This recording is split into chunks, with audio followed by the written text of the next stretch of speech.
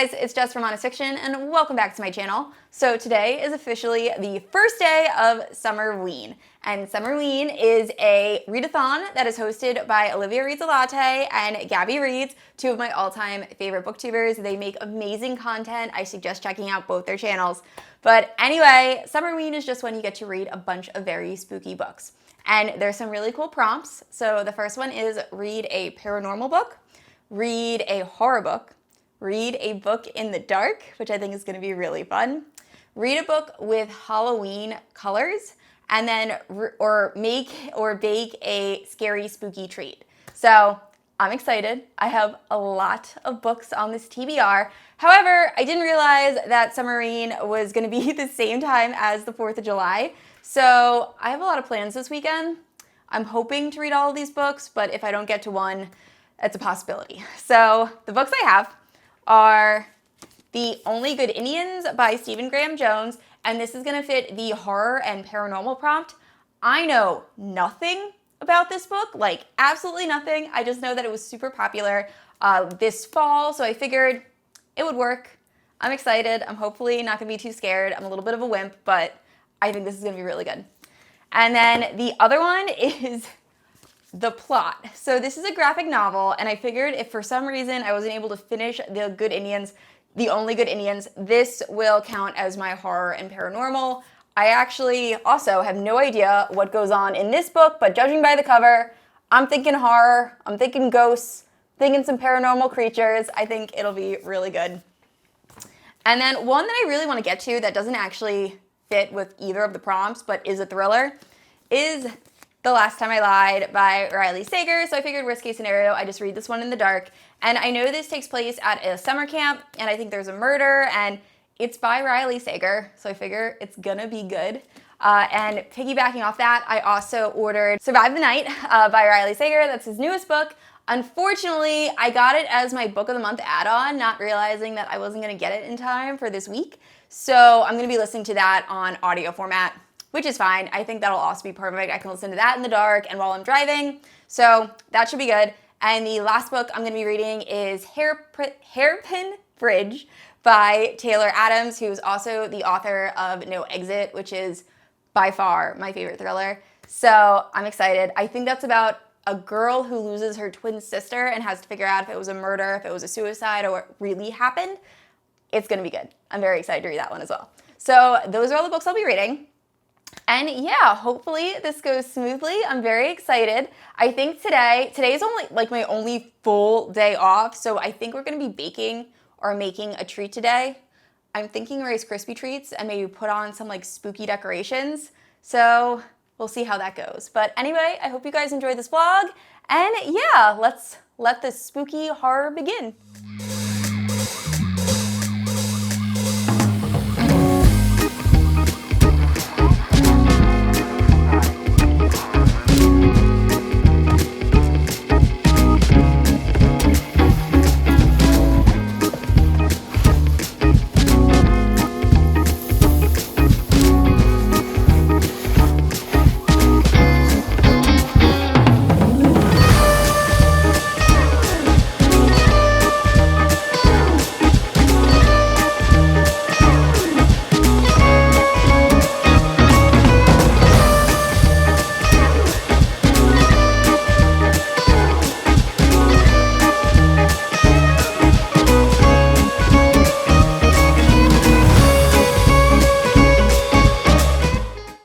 Alright guys, it is officially Summerween Day 2. I stayed up way too late last night, but I did finish Hairpin Bridge by Taylor Adams, and I did really enjoy it. I don't think I enjoyed it quite as much as No Exit, but the ending of this book was really, really intense. I'm going to keep this completely spoiler-free, but this pretty much follows Lena and Cambry, and they're twin sisters. And Cambry's always been more of like the daring twin, while Lena is a little bit more reserved. And Cambry starts out where she's kind of living in her car and ends up coming across something that she probably shouldn't have seen, and it goes from there. And eventually Cambry is found at the bottom of Hairpin Bridge, and they assume it's a suicide. Now, Lena doesn't think that her sister would kill herself and decides to go and investigate. And the story goes from there, and it's really Lena trying to discover what happened that night. Did Cambry really jump off this bridge? Who is involved? And yeah, it was really good. However, I feel like the pacing in the beginning was really slow. It took me a while to get invested in these characters, but the ending was just so intense. And like, I couldn't put the book down towards the end. It was just, it went so many places and so many directions, and there were so many twists, and I didn't see any of them coming, and the ending definitely felt like no exit. Like, you could tell it was written by the same person. So overall, I did really enjoy it. Like I said, I stayed up way too late last night, and we have a lot going on today. So I think I'm gonna make a pumpkin spice coffee. So that'll be like somewhat fall themed. And then it's the day before the 4th of July, so we have a barbecue to go to, so we're gonna head out there, and hopefully I can get some reading done. I'm gonna be listening to Survive the Night by Riley Sager. I just downloaded the audiobook. I'm very excited to jump into that. So yeah, I will check in with you guys after I've read a little bit more.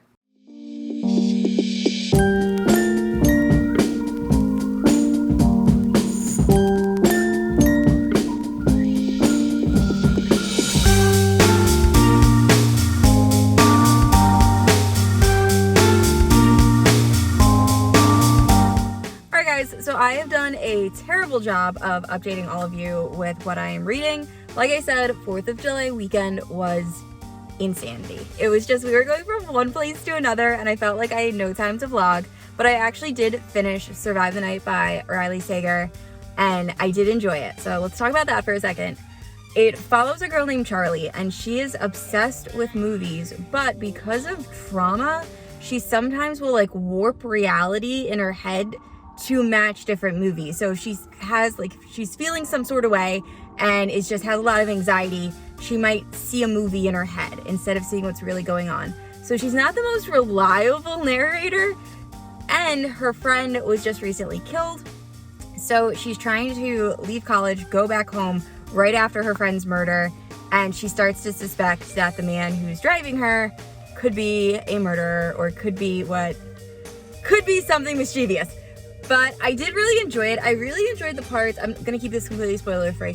I did enjoy the parts of her when she was in the car with him, and you're trying to figure out, like, is this a movie in her head? Is she crazy? Or like, could this guy really be like a serial killer? And she just has terrible luck. The ending wasn't really for me. I didn't love it. I feel like it kind of lost me at the end, and it's kind of explained why at the very end. But I definitely liked like all of the time she spends in the car, and then everything after that kind of like fell flat for me. But overall, I did enjoy it. It's not one of my favorite Riley Sager books, but it's definitely up there. I think I liked Home Before Dark like a little bit better.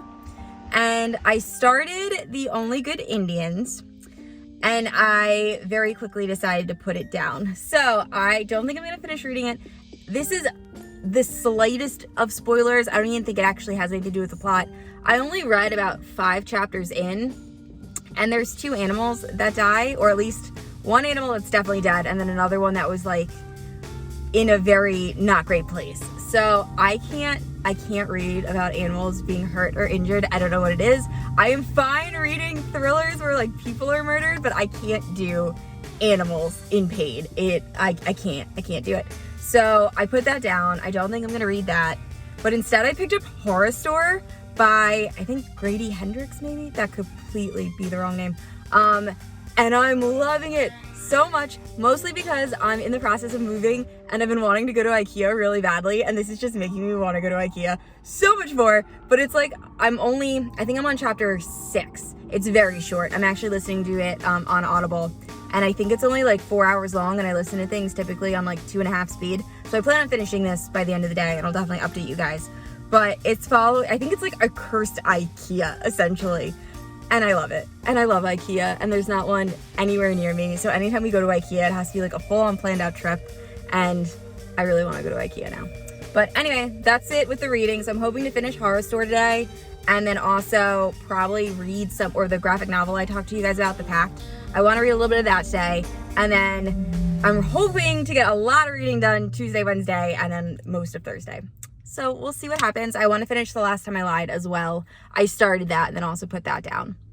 So yeah, I am going to now go get a car wash because my car is filthy. There is pollen everywhere. I live in Jersey and my car is just orange at this point. Then there is an apple cider wine that I had during the fall in October, and I think the liquor store by me actually still has it. So I might get that because I feel like that's kind of like fall apple cider wine. I think it'll be really good to relax with that. And yeah, that's it. So I will check in with you guys again after I've read a little bit more.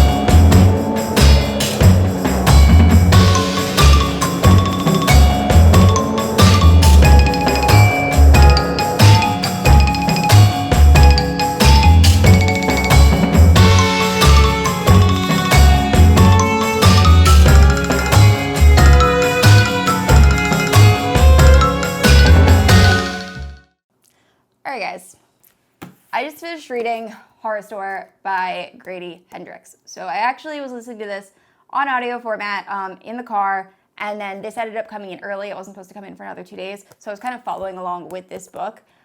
I don't know what the fuck I just read. It was awesome, but also like not what I was expecting. It starts off so tame. So it starts off with this girl who's just kind of like going nowhere in life. That sounds harsh, but she's working at an IKEA, essentially. It's called Borsk, but it's supposed to be IKEA.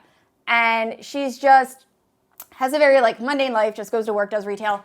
And at Borsk, there ends up being some vandalism. So the manager ends up asking the main character, I forget her name now, to stay overnight to figure out like what's causing all of these issues. So there's like a stain on a sofa, some weird smells, and they just want to know if someone's breaking in. So she agrees to stay the night for like time and a half, and then it just gets out of control. There ends up being like more people in this store, and they do like a seance, and then it just is insane. Like it was just, I've never read a book like this. The descriptions in this book were disgusting and are burned into my mind. Like it was really good, but also horrible. Like the graphic details were I don't know. It just started off so chill, and then like 2 pages, like, I don't know. I'm describing this terribly, but I felt like the horror went from like 0 to 100 very, very quickly towards the end of the book. But overall, I really enjoyed this. I thought it was very clever. I liked the way it was written. I loved the audio version that this is pretty much set up like an IKEA catalog. Let's see if you guys can see. So there's like pictures and everything, and there's descriptions of different like IKEA or Borsk items. And in the audio version, there's a guy narrator who's like describing these items while there's like torture and all this other horrible stuff like happening. And there's also some like extra sound effects that I thought were really cool. Overall, I think this is probably going to end up being my favorite book. It's also the shortest. This is like a very quick read, and I highly recommend. I'm definitely going to be buying more Grady Hendrix books in the future. I loved this book, and I'm also disturbed by this book.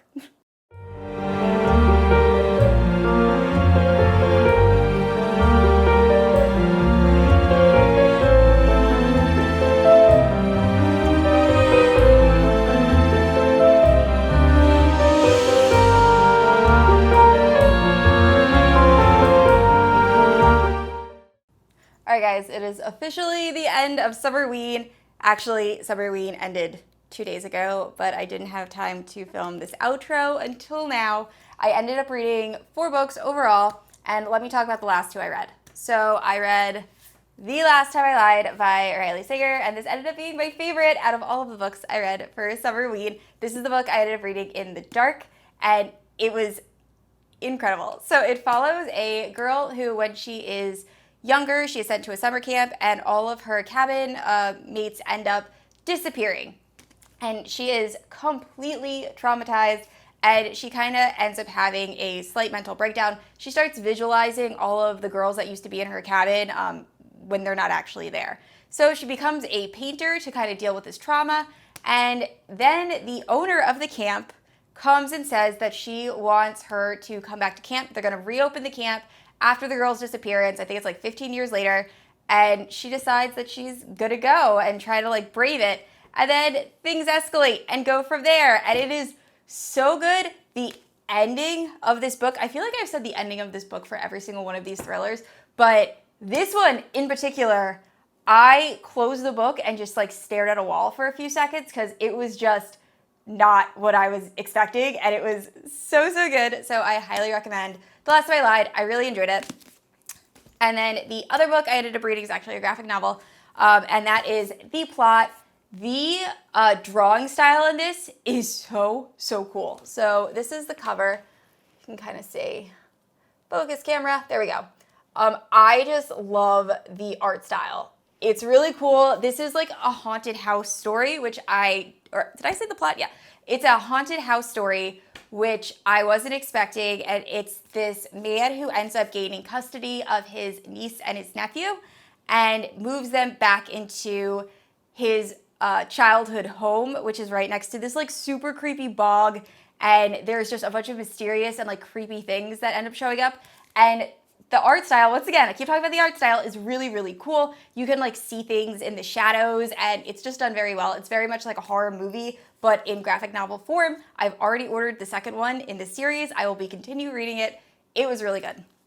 So overall, I ended up reading Survive the Night by Riley Sager, The Hairpin Bridge by Taylor Adams, The Last Time I Lied, also by Riley Sager, and Horrorstor by Grady Hendrix, who also is now going to be one of my new favorite authors. I just ordered the Southern Book Club's Guide to Slaying Vampires by him because I really like the writing style.